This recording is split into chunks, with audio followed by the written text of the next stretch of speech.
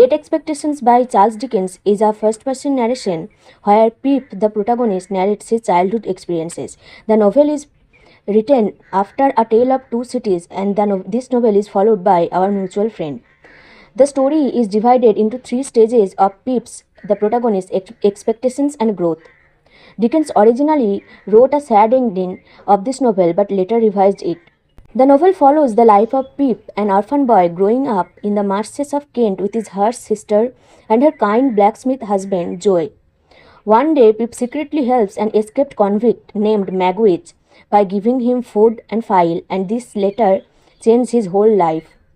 Pip is then introduced to the strange world of Sati's house, where the wealthy and emotionally broken Miss Havisham lives surrounded by the ruins of her past.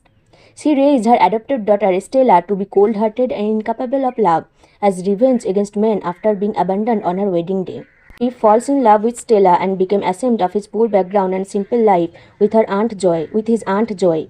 Years later, Pip unexpectedly receives money from an unknown benefactor to become a gentleman in London. He assumes Miss Havisham is preparing him for Stella. In London, Pip slowly becomes proud, materialistic, disconnected from his roots while still obsessed with Stella. The major turning point comes when Pip discovers that Miss Havisham is not the person who wants him to be successful, but it's Magwitch, the convict he once helped as a child. Pip's great expectations are therefore built not on an aristocratic privilege but on the gratitude of a criminal, similarly like Tom Jones. This revelation destroys Pip's illusions about class, wealth, and gentility. As the story progresses, Pip morally matures, learns loyalty, compassion, humility. Miss Havisham regrets destroying Stella's emotional life. Stella suffers in a cruel marriage, and Magwitch dies after Pip finally treats him with genuine love and respect. By the end, Pip understands that goodness doesn't come from society, social class, or money, but from kindness, loyalty, and moral integrity.